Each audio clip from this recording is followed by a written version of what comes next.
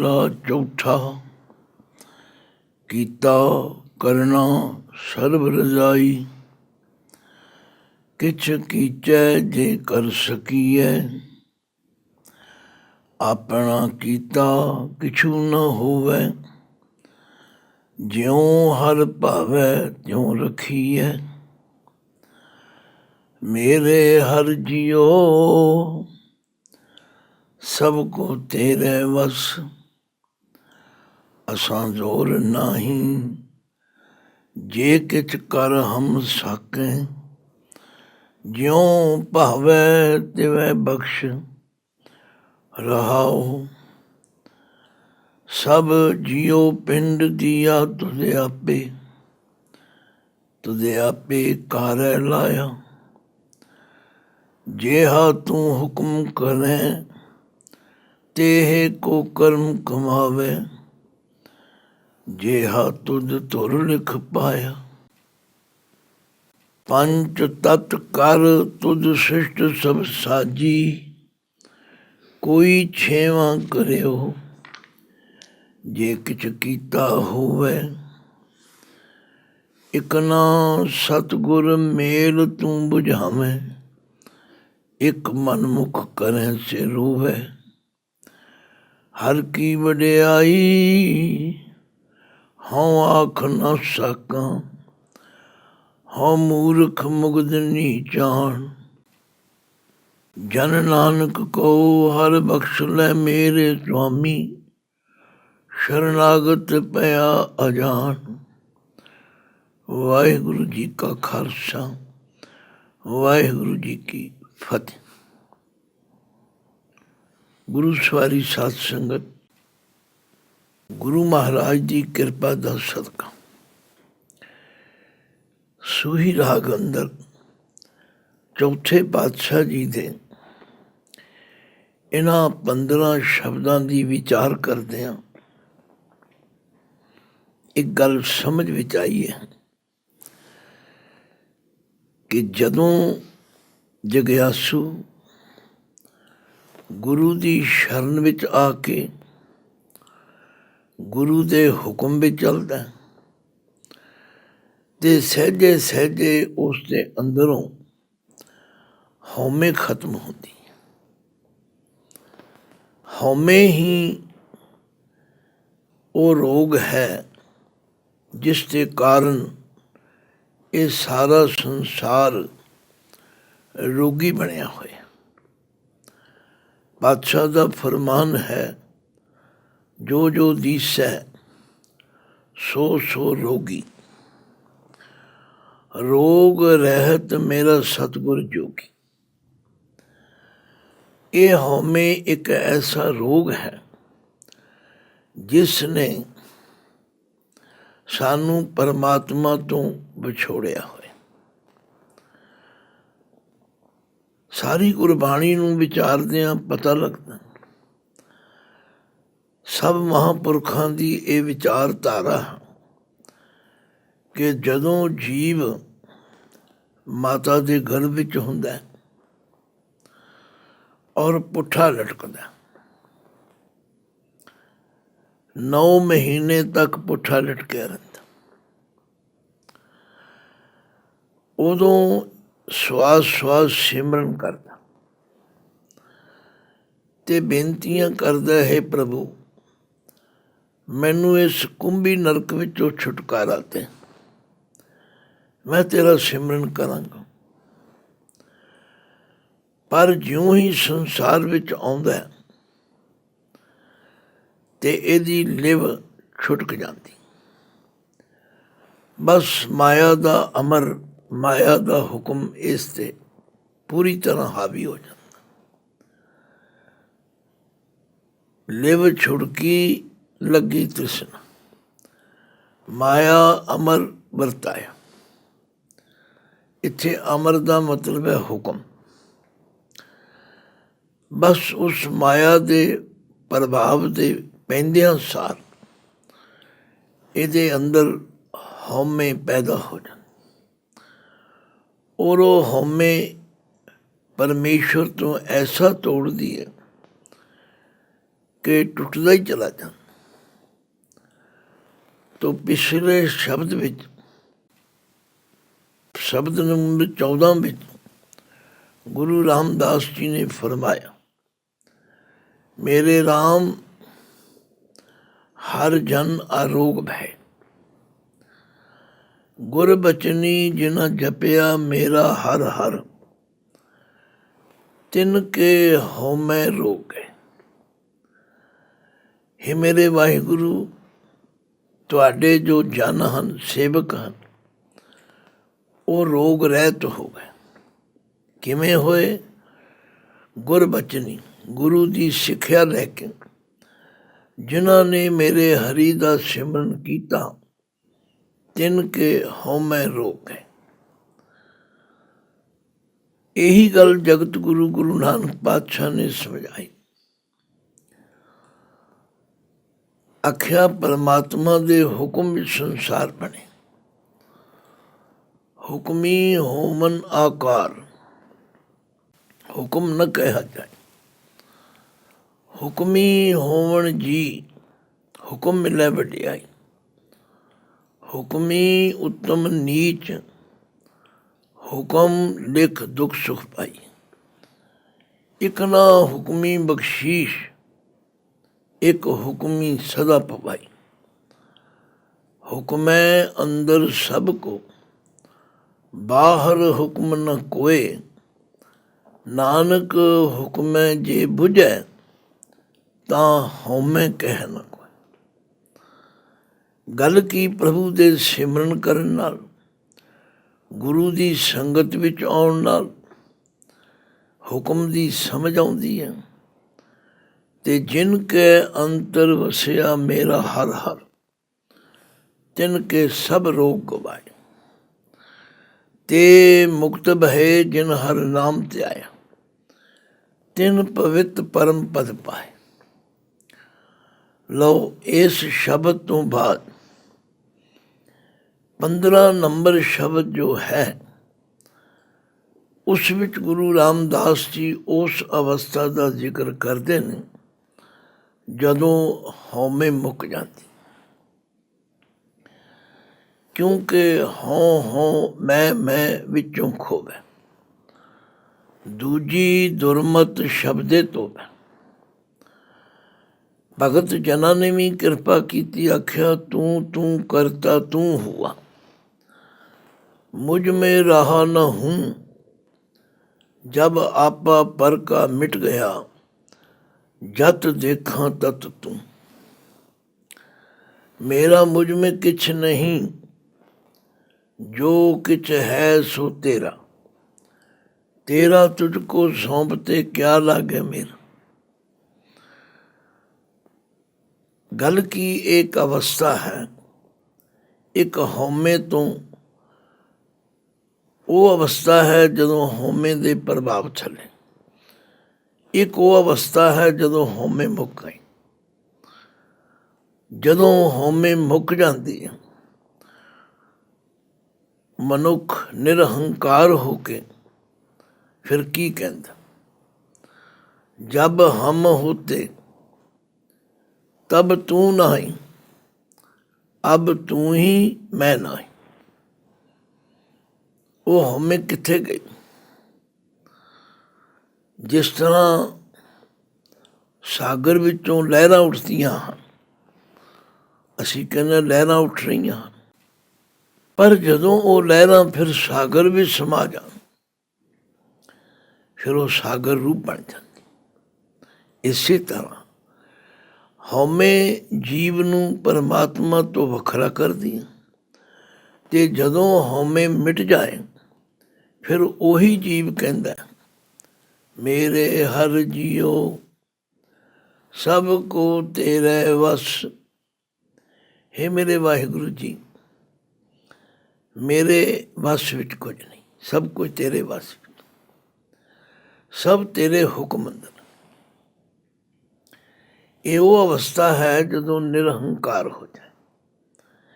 ਇਹ ਉਹ ਅਵਸਥਾ ਹੈ ਜਦੋਂ ਅੰਦਰੋਂ ਹਉਮੈ ਮੈਂ ਮੇਰੀ ਮੁੱਕ ਜਾਏ। ਕਿਉਂਕਿ ਪਾਤਸ਼ਾਹ ਨੇ ਸਾਨੂੰ ਨਿਚੋੜ ਕੱਢ ਕੇ ਦੱਸਿਆ, जब लग मेरी मेरी करै, तब लग काज एक नहीं सरै। जब मेरी मेरी मिट जाए, तब प्रभ काज सवारै आए। ਇਹ ਉਹ ਅਵਸਥਾ ਹੈ ਜਦੋਂ ਮੇਰੀ ਮੇਰੀ ਮੁੱਕ ਜਾਂਦੀ, ਫਿਰ ਉਹੀ ਜੀਵ, ਉਹੀ ਗੁਰਮੁਖ, ਉਹੀ ਪ੍ਰਭੂ ਦਾ ਭਗਤ ਕੀ ਕਹਿੰਦਾ, ਮੇਰੇ ਹਰ ਜੀਓ ਸਭ ਕੋ ਤੇਰੇ ਵਸ। ਇਹ ਸਾਰਾ ਸੰਸਾਰ ਤੇਰੇ ਵਸ ਵਿੱਚ, ਅਸੀਂ ਜੀਵ ਸਭ ਤੇਰੇ ਹੁਕਮ ਵਿੱਚ। ਸਾਡੀ ਹਾਲਤ ਉਹ ਹੈ ਕਾਠ ਕੀ ਪੁੱਤਰੀ, ਕਾਹ ਕਰੇ ਬਪੁਰੀ, ਖਿਲਾਮਨ ਹਾਰੋ ਜਾਨੇ। ਅਸੀਂ ਤੇ ਲੱਕੜ ਦੀਆਂ ਪੁਤਲੀਆਂ ਵਰਗੇ। ਜਿਵੇਂ ਕਿਸੇ ਨੇ ਪੁਤਲੀਆਂ ਦਾ ਤਮਾਸ਼ਾ ਦੇਖਿਆ ਹੋਵੇ, ਪਤਲੀ ਜੀ ਡੋਰ ਨਾਲ ਪੁਤਲੀ ਬੱਧੀ ਹੁੰਦੀ, ਤੇ ਪਰਦੇ ਪਿੱਛੇ ਪੁਤਲੀ ਘਰ ਜਿਹੜਾ ਪੁਤਲੀ ਦਾ ਤਮਾਸ਼ਾ ਕਰਨ ਵਾਲਾ, ਉਹ ਫਿਰ ਉਹਨਾਂ ਪੁਤਲੀਆਂ ਨੂੰ ਨਚਾਉਂਦਾ, ਕਿਸੇ ਨੂੰ ਹਸਾਉਂਦਾ, ਕਿਸੇ ਨੂੰ ਰਵਾਉਂਦਾ, ਕਿਸੇ ਨੂੰ ਡੇਗਦਾ, ਕਿਸੇ ਨੂੰ ਖੜੇ ਕਰ ਦਿੰਦਾ। ਬਸ ਇਨ ਬਿਨ ਇਸੇ ਤਰ੍ਹਾਂ ਨਿਰਹੰਕਾਰ ਅਵਸਥਾ ਵਿੱਚ ਇਹ ਗੱਲ ਸਮਝ ਵਿੱਚ ਆ ਜਾਂਦੀ। ਮੇਰੇ ਹਰ ਜੀਓ ਸਭ ਕੋ ਤੇਰੇ ਵਸ, ਅਸਾਂ ਜ਼ੋਰ ਨਾਹੀਂ ਜੇ ਕਿਛ ਕਰ ਹਮ ਸਕੈ। ਜਿਉਂ ਭਾਵੈ ਤਿਵੇਂ ਬਖਸ਼।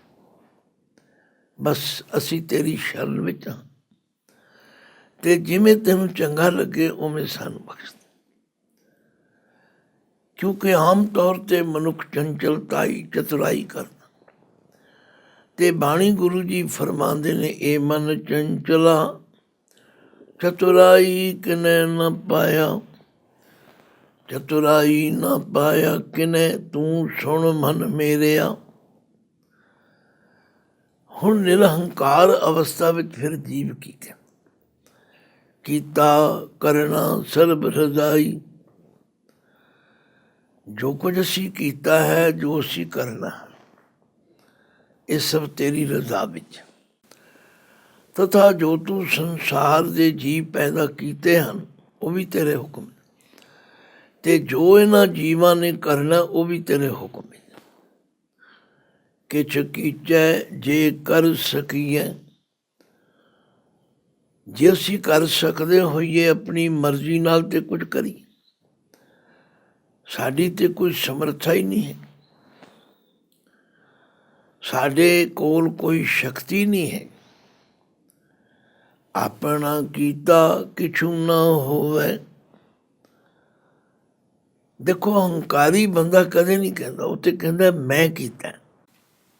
ਮੈਂ ਨਾ ਹੁੰਦਾ ਇਹ ਹੋਣਾ ਹੀ ਨਹੀਂ ਸੀ, ਇਹ ਕੰਮ ਬਣ ਹੀ ਨਹੀਂ ਸਕਦਾ। ਪਰ ਜਿਹਦੇ ਅੰਦਰੋਂ ਹੰਕਾਰ ਮੁੱਕ ਜਾਏ, ਉਹ ਕਹਿੰਦਾ ਨਹੀਂ, ਮੈਂ ਕੁਝ ਨਹੀਂ ਕੀਤਾ, ਮੇਰੀ ਕੀ ਸਮਰੱਥਾ, ਇਹ ਤਾਂ ਮੇਰੇ ਮਾਲਕ ਨੇ ਕਰਵਾਇਆ, ਉਹਦੀ ਸ਼ਕਤੀ ਹੈ, ਉਹ ਕਰਵਾ ਸਕਦਾ। ਔਰ ਉਹਦੀ ਸ਼ਕਤੀ ਨੂੰ ਮੰਨ ਕੇ ਪਤਾ ਕੀ ਕਹਿੰਦਾ, ਉਹ ਮੇਰਾ ਅਕਾਲ ਪੁਰਖ ਪਰਮਾਤਮਾ ਜੇ ਚਾਹੇ,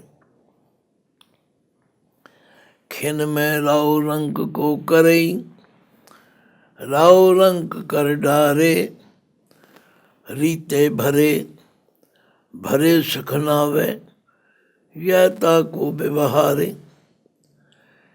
ਇਸੇ ਲਈ ਗੁਰੂ ਰਾਮਦਾਸ ਜੀ ਨੇ ਇੱਕ ਛੰਤ ਵਿੱਚ ਕਿਹਾ, ਹੇ ਵਾਹਿਗੁਰੂ ਅਕਾਲ ਪੁਰਖ, ਅਸੀਂ ਸਾਰੇ ਜੀਵ ਤੇਰੇ ਕੀਤੇ ਹੋਏ। ਸੱਚ ਸ਼ਾਹ ਹਮਾਰਾ ਤੂੰ ਧਣੀ, ਸਭ ਜਗਤ ਵਣਜਾਰਾ ਰਾਮ ਰਾਜੇ। ਸਭ ਭਾਂਡੇ ਤੁਧੈ ਸਾਜਿਆ, ਵਿੱਚ ਵਸਤ ਹਰ ਥਾਰਾ। ਜੋ ਪਾਵੇਂ ਭਾਂਡੇ ਵਿੱਚ ਵਸਤ, ਸਾ ਨਿਕਲੈ ਕਿਆ ਕੋਈ ਕਰੇ ਵਿਚਾਰਾ। ਕੀਤਾ ਕਰਨਾ ਸਰਬ ਰਜ਼ਾਈ, किछ कीचै जे कर सकीऐ, ਆਪਣਾ ਕੀਤਾ ਕਿਛੂ ਨ ਹੋਵੇ, ਜਿਉਂ ਹਰ ਭਾਵੈ ਤਿਉਂ ਰੱਖੀਐ। ਇਹ ਹੈ ਸਾਧ ਸੰਗਤ ਉਹ ਅਵਸਥਾ ਜਦੋਂ ਹੰਕਾਰ ਤੋਂ ਰਹਿਤ ਹੋ ਕੇ ਪੂਰਨ ਤੌਰ 'ਤੇ ਸਮਰਪਣ ਹੋ ਜਾਏ। ਇਹ ਅਵਸਥਾ ਗੁਰੂ ਦੀ ਕਿਰਪਾ ਤੋਂ ਬਿਨਾਂ, ਗੁਰੂ ਦੇ ਬਚਨਾਂ ਦੀ ਕਮਾਈ ਕੀਤੇ ਤੋਂ ਬਿਨਾਂ ਨਹੀਂ ਆਉਂਦੀ। ਅਤੇ ਜਦੋਂ ਕਿਸੇ 'ਤੇ ਕਿਰਪਾ ਹੋ ਜਾਏ ਫਿਰ ਉਹ ਕਹਿੰਦਾ ਮੇਰੇ ਹਰਿ ਜੀਓ ਸਭ ਕੋ ਤੇਰੇ ਵਸ, ਅਸਾਂ ਜ਼ੋਰ ਨਾਹੀਂ ਜੇ ਕਿਛ ਕਰ ਹਮ ਸਾਕੈ, ਜਿਉਂ ਭਾਵੈ ਤਿਵੇਂ ਬਖਸ਼ ਰਾਹੁ। ਸਭ ਜੀਓ ਪਿੰਡ ਦੀਆ ਤੁਧੇ ਆਪੇ। ਸਭ ਕੁਲੈਕਟਿਵ ਨਾਊਨ ਹੈ, ਇਹਦੇ ਵਿੱਚ ਸਾਰਾ ਕੁਝ ਹੀ ਆ ਗਿਆ। ਜਿੰਦ ਵੀ ਆ ਗਈ, ਪਿੰਡ ਸਰੀਰ ਵੀ ਆ ਗਿਆ। ਆਖਿਆ ਇਹ ਜਿੰਦ ਵੀ ਤੁਸੀਂ ਦਿੱਤੀ, ਸਰੀਰ ਵੀ ਤੁਸੀਂ ਜੀ। ਸਭ ਜੀਓ ਪਿੰਡ ਦੀਆ ਤੁਧੇ ਆਪੇ, ਤੁਧੇ ਆਪੇ ਕਾਰੈ ਲਾਇਆ।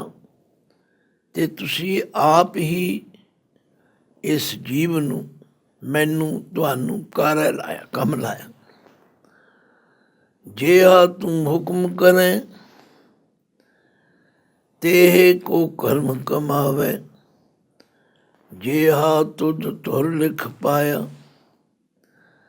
ਜਿਹੋ ਜਿਹਾ ਤੇਰੇ ਵੱਲੋਂ ਹੁਕਮ ਹੁੰਦਾ ਇਹ ਜੀਵ ਉਹੋ ਜਿਹੇ ਕਰਮ ਕਮਾਉਂਦਾ। ਜਿਹਾ ਤੁਧ ਤੁਰ ਲਿਖ ਪਾਇਆ, ਜਿਹੋ ਜਿਹਾ ਤੁਸੀਂ ਤੁਰੋਂ ਜੀਵ ਦੇ ਮੱਥੇ 'ਤੇ ਲੇਖ ਲਿਖਿਆ, ਇਹ ਉਸੇ ਤਰ੍ਹਾਂ ਦਾ ਕੰਮ ਕਰਦਾ। ਪਰ ਸਾਧ ਸੰਗਤ ਆਮ ਅਵਸਥਾ ਵਿੱਚ ਛੋਟੇ ਤੋਂ ਛੋਟਾ ਬੰਦਾ ਵੀ ਅਹੰਕਾਰ ਕਰਦਾ। ਐਵੇਂ ਨਹੀਂ ਗੁਰੂ ਨਾਨਕ ਪਾਤਸ਼ਾਹ ਨੇ ਕਿਹਾ ਹਉ ਵਿੱਚ ਆਇਆ, ਹਉ ਵਿੱਚ ਗਿਆ, ਹਉ ਵਿੱਚ ਜੰਮਿਆ, ਹਉ ਵਿੱਚ ਮੋਆ, ਹਉ ਵਿੱਚ ਦਿੱਤਾ, ਹਉ ਵਿੱਚ ਲਿਆ। ਸਾਰਾ ਕੰਮ ਹੀ ਹਉਮੈ ਵਿੱਚ ਚੱਲ ਰਿਹਾ। ਗੱਲ ਕਰਕੇ ਦੇਖੋ ਕਿਸੇ, ਸਭ ਦੇ ਅੰਦਰ ਹਉਮੈ ਭਰੀ ਪਈ। ਪਰ ਜਦੋਂ ਹਉਮੈ ਮੁੱਕ ਜਾਏ ਫਿਰ ਸਮਝ ਆਉਂਦੀ। ਸਭ ਜੀਓ ਪਿੰਡ ਦੀਆ ਤੁਧੇ ਆਪੇ, ਤੁਧੇ ਆਪੇ ਕਾਰੈ ਲਾਇਆ। ਜਿਹਾ ਤੂੰ ਹੁਕਮ ਕਰੇ ਤੇਹ ਕੋ ਕਰਮ ਕਮਾਵੇ, ਜਿਹਾ ਤੁਧ ਧੁਰ ਲਿਖ ਪਾਇਆ। ਤੀਜੇ ਪਦ ਵਿੱਚ ਕਮਾਲ ਕਰਤੀ ਮਹਾਰਾਜ। ਆਖਿਆ ਹੈ ਦੁਨੀਆ ਦੇ ਲੋਕੋ, ਉਸ ਪਰਮਾਤਮਾ ਦੀ ਸ਼ਕਤੀ ਨੂੰ ਸਮਝੋ। ਹੇ ਅਕਾਲ ਪੁਰਖ ਜੀ, ਪੰਜ ਤਤ ਕਰ ਤੁਧ ਸ੍ਰਿਸ਼ਟ ਸਭ ਸਾਜੀ। ਇਹ ਸਾਰੀ ਸ੍ਰਿਸ਼ਟੀ ਜੋ ਅਸੀਂ ਦੇਖ ਰਹੇ, ਸਾਜਣ ਦਾ ਮਤਲਬ ਹੈ ਬਣਾਈ। ਇਹ ਤੁਸੀਂ ਪੰਜਾਂ ਤੱਤਾਂ ਕਰਕੇ ਬਣਾਈ ਹੈ। ਪੌਣ, ਪਾਣੀ, ਅਗਨੀ, ਆਕਾਸ਼, ਧਰਤੀ ਆਦਿਕ ਤੱਤ ਮਿਲਾ ਕੇ ਇਹ ਸ੍ਰਿਸ਼ਟੀ ਦੀ ਤੁਸੀਂ ਰਚਨਾ ਕੀਤੀ। ਕੋਈ ਛੇਵਾਂ ਕਰਿਓ ਜੇ ਕਿਛ ਕੀਤਾ ਹੋਵੇ। ਹੇ ਭਾਈ, ਜੇ ਕੋਈ ਇਹ ਦਾਅਵਾ ਕਰੇ ਕਿ ਮੈਂ ਕਰ ਸਕਦਾ ਜਾਂ ਮੇਰੇ ਕੀਤਿਆਂ ਕੁਝ ਹੁੰਦਾ, ਫਿਰ ਛੇਵਾਂ ਤੱਤ ਬਣਾ ਕੇ ਵਿਖਾ ਦਿਓ। ਮਤਲਬ ਕਹਿਣ ਤੋਂ ਕਿ ਸਾਡੇ ਜੀਵਾਂ ਦੇ ਵੱਸ ਵਿੱਚ ਕੁਝ ਨਹੀਂ। ਅਸੀਂ ਛੇਵਾਂ ਤੱਤ ਨਹੀਂ ਬਣਾ ਸਕਦੇ। ਅਸੀਂ ਪਰਮਾਤਮਾ ਦੇ ਹੁਕਮ ਤੋਂ ਬਿਨਾਂ ਕੱਖ ਵੀ ਨਹੀਂ ਕਰ ਸਕਦੇ। ਇਸੇ ਲਈ ਪਾਤਸ਼ਾਹ ਨੇ ਕਿਹਾ ਕਿ ਕਿਵ ਸਚਿਆਰਾ ਹੋਈ ਹੈ, ਕਿਵ ਕੂੜੈ ਟੁੱਟੈ ਪਾਲ। ਹੁਕਮ ਰਜ਼ਾਈ ਚੱਲਣਾ ਨਾਨਕ ਲਿਖਿਆ ਨਾਲ। ਆਪੇ ਹਰ ਇੱਕ ਰੰਗ ਹੈ, ਆਪੇ ਬਹੁ ਰੰਗੀ। ਜੋ ਤਿਸ ਭਾਵੈ ਨਾਨਕਾ, ਸਾਈ ਗਲ ਚੰਗੀ। ਧੰਨ ਗੁਰੂ ਅਰਜਨ ਦੇਵ ਪਾਤਸ਼ਾਹ ਨੇ ਤਾਂ ਹੀ ਕਿਹਾ, ਤੇਰਾ ਕੀਆ ਮੀਠਾ ਲਾਗੇ, ਹਰ ਨਾਮ ਪਦਾਰਥ ਨਾਨਕ ਮੰਗੇ। ਲਓ ਹੁਣ ਅਗਲੀ ਪੰਕਤੀ ਵਿੱਚ ਹੋਰ ਖੋਲਦੇ, ਆਖਿਆ ਇੱਕ ਨਾ ਸਤਿਗੁਰ ਮੇਲ ਤੂੰ ਬੁਝਾਵੇਂ, ਜਿਨ੍ਹਾਂ ਤੇ ਤੇਰੀ ਕਿਰਪਾ ਹੋ ਜਾਂਦੀ ਉਹਨਾਂ ਨੂੰ ਤੂੰ ਸਤਿਗੁਰੂ ਦੀ ਸੰਗਤ ਬਖਸ਼ਦਾ। ਸਤਿਗੁਰ ਮੇਲ ਦਾ ਮਤਲਬ ਗੁਰੂ ਦਾ ਮੇਲ ਕਰਾ ਦੇ, ਉਹ ਗੁਰੂ ਦੀ ਸੰਗਤ ਵਿੱਚ ਆ ਕੇ ਤੂੰ ਬੁਝਾਵੇਂ, ਉਹਨਾਂ ਨੂੰ ਤੂੰ ਸਮਝ ਦੇ ਦੇ, ਉਹਨਾਂ ਨੂੰ ਗੁਰੂ ਦੀ ਸੰਗਤ ਵਿੱਚ ਆ ਕੇ ਸਮਝ ਆ ਜਾ। ਇੱਕ ਨਾ ਸਤਿਗੁਰ ਮੇਲ ਤੂੰ ਬੁਝਾਵੇਂ, ਇੱਕ ਮਨਮੁਖ ਕਰੇ ਤੇ ਰੋਵੇ। ਇੱਕ ਨਾ ਨੂੰ ਤੂੰ ਮਨ ਦੇ ਪਿੱਛੇ ਲਾ ਦੇ, ਉਹ ਮੰਨਦੇ ਹੀ ਨਹੀਂ। ਉਹ ਕਹਿੰਦੇ ਕਿੱਥੇ ਹੈ ਰੱਬ, ਰੱਬ ਕੀ ਕਰ ਸਕਦਾ, ਮੈਂ ਨਾ ਕਰਦਾ ਇਹ ਕੀ ਕਰਦਾ, ਇਸ ਤਰ੍ਹਾਂ ਕਰੀ। ਉਹ ਅਹੰਕਾਰ ਦੇ ਬੋਲ ਬੋਲਦੇ ਅਤੇ ਉਹ ਰੋਂਦੇ ਹਨ। ਛੋਟੇ ਹੁੰਦਿਆਂ ਇੱਕ ਸਾਖੀ ਪੜ੍ਹੀ, ਕਹਿੰਦੇ ਕਿ ਐਸਾ ਕਿਸੇ ਦੇ ਘਰ ਜੁੜਵਾਂ ਬੱਚਾ ਪੈਦਾ ਹੋਵੇ, ਜਿਨ੍ਹਾਂ ਦੀਆਂ ਪਿੱਠਾਂ ਜੁੜੀਆਂ ਹੋਈਆਂ ਸਨ, ਬਾਕੀ ਅੱਖਾਂ, ਮੂੰਹ, ਨੱਕ, ਹੱਥ, ਪੈਰ ਸਭ ਕੁਝ ਵੱਖਰੇ ਵੱਖਰੇ, ਪਰ ਪਿੱਠਾਂ ਜੁੜੀਆਂ ਹੋਈਆਂ। ਇੱਕ ਪਾਸਾ ਮਨਮੁਖ ਸੀ ਅਤੇ ਇੱਕ ਪਾਸਾ ਗੁਰਮੁਖ ਸੀ। ਜਿਹੜਾ ਤੇ ਮਨਮੁਖ ਸੀ ਉਹ ਤੇ ਰੱਬ ਨੂੰ ਗਾਲਾਂ ਕੱਢਿਆ ਕਰ, ਜਾ ਰੱਬਾ ਤੇਰਾ ਕੱਖ ਨਾ ਰਹੇ, ਤੂੰ ਇਹ ਕੀ ਕੀਤਾ ਸਾਡੇ ਨੂੰ। ਪਰ ਜਿਹੜਾ ਗੁਰਮੁਖ ਸੀ ਉਹ ਆਖਿਆ ਕਰੇ ਨਾ ਭਾਈ, ਇਉਂ ਨਾ ਕਿਹਾ ਕਰ, ਇਹ ਸਾਡੇ ਕਰਮਾਂ ਦਾ ਫਲ ਹੈ। ਮਨਮੁਖ ਆਖੇ ਅਸੀਂ ਰੱਬ ਦੇ ਮਾਂ ਪੱਟੇ ਨੇ, ਅਸੀਂ ਰੱਬ ਦਾ ਕੀ ਵਿਗਾੜਿਆ, ਉਹਨੇ ਸਾਡੇ ਨਾਲ ਕੀ ਕੀਤਾ। ਗੁਰਮੁਖ ਉਹਨੂੰ ਸਮਝਾਵੇ, ਉਹ ਸਮਝੇ ਕੋਈ ਨਾ। ਹੋਇਆ ਕੀ ਕਿ ਗੁਰਮੁਖ ਵਾਲੇ ਪਾਸਿਓਂ ਪ੍ਰਾਣ ਨਿਕਲ ਗਏ। ਹੁਣ ਜਿਹੜੇ ਹਿੱਸੇ ਵਿੱਚੋਂ ਪ੍ਰਾਣ ਨਿਕਲ ਜਾਣ ਉਹ ਫਿਰ ਕੀ ਬਣ ਜਾਏਗਾ, ਡੈਡ ਬਾਡੀ, ਮੁਰਦਾ।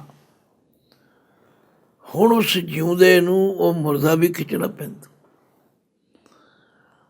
ਮਨਮੁਖ ਵਾਲਾ ਪਾਸਾ ਜਿਉਂਦਾ ਹੈ ਅਤੇ ਗੁਰਮੁਖ ਵਾਲਾ ਪਾਸਾ ਉਹਦੇ ਚੋਂ ਪ੍ਰਾਣ ਨਿਕਲ ਗਏ। ਰੱਬ ਕੀ ਨਹੀਂ ਕਰ ਸਕਦਾ। ਇਸ ਲਈ ਇੱਕ ਨਾ ਸਤਿਗੁਰ ਮੇਲ ਤੂੰ ਬੁਝਾਵੇਂ, ਇੱਕ ਮਨਮੁਖ ਕਰੇ ਤੇ ਰੋਵੇ।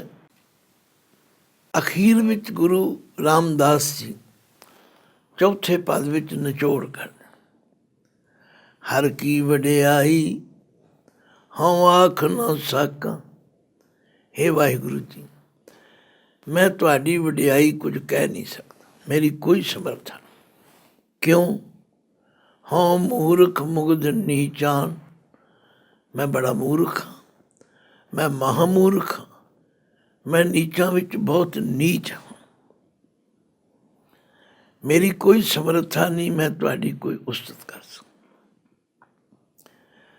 ਜਨ ਨਾਨਕ ਕੋ ਹਰ ਬਖਸ਼ ਲੈ ਮੇਰੇ ਸੁਆਮੀ, ਸ਼ਰਨਾਗਤ ਪਿਆ ਅਜਾਨ। ਬਸ ਮੇਰੀ ਤੇ ਅਰਦਾਸ ਹੈ, ਜਿਉਂ ਭਾਵੈ ਤਿਉਂ ਰਾਖ ਲੈ। ਹਮ ਸ਼ਰਨ ਪ੍ਰਭ ਆਏ ਰਾਮ ਰਾਜੇ, ਹਮ ਭੂਲ ਵਿਗਾੜੈ ਦਿਨ ਸਲਾਤ। ਹਰ ਲਾਜ ਰਖਾਏ ਜਨ ਨਾਨਕ ਕੋ ਹਰ ਬਖਸ਼ ਲੈ। ਹੇ ਹਰੀ, ਇਸ ਨਾਨਕ ਦਾਸ ਨੂੰ ਬਖਸ਼, ਮੇਰੇ ਸੁਆਮੀ ਬਖਸ਼ ਲੈ। ਸ਼ਰਨਾਗਤ ਪਿਆ ਅਜਾਨ, ਮੈਂ ਅਜਾਨ, ਕੁਝ ਨਾ ਜਾਣਨ ਵਾਲਾ ਤੇਰੀ ਸ਼ਰਨ ਵਿੱਚ ਆ ਗਿਆ। ਤੋ ਸਾਧ ਸੰਗਤ, ਇਹ ਉਹ ਅਵਸਥਾ ਹੈ ਜਦੋਂ ਹਉਮੈ ਮੁੱਕ ਜਾਏ, ਗੁਰੂ ਦੀ ਕਿਰਪਾ ਦੇ ਨਾਲ ਸਮਝ ਆ ਜਾਏ ਕਿ ਜੋ ਕੁਝ ਸੰਸਾਰ ਵਿੱਚ ਹੋ ਰਿਹਾ ਇਹ ਸਭ ਅਕਾਲ ਪੁਰਖ ਦੇ ਹੁਕਮ ਅੰਦਰ ਹੈ। ਬਸ ਜਿਸ ਦੇ ਅੰਦਰੋਂ ਹਉਮੈ ਮੁੱਕ ਜਾਏ ਉਹ ਫਿਰ ਪਰਮਾਤਮਾ ਨਾਲ ਇੱਕ ਮਿੱਕ ਹੋ ਜਾਂਦਾ। ਜਿਉਂ ਜਲ ਮੈਂ ਜਲ ਆਏ ਖਟਾਨਾ, त्यों ज्योति संग जोत समान। वाहिगुरु जी का खालसा, वाहिगुरु जी की फतेह।